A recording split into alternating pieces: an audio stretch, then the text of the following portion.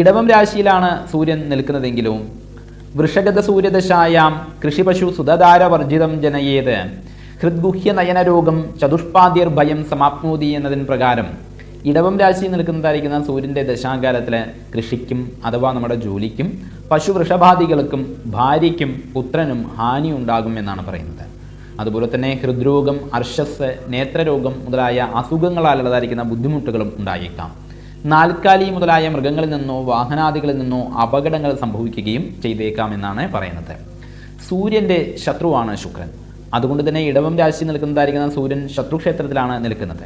അതുകൊണ്ട് തന്നെ ശത്രുക്ഷേത്രത്തിൽ നിൽക്കുന്നതായിരിക്കുന്ന സൂര്യൻ്റെ ഫലങ്ങളും ഇതിനോടുകൂടി തന്നെ ബന്ധപ്പെടുത്തിയിട്ട് പറയേണ്ടതായിട്ടുണ്ട്.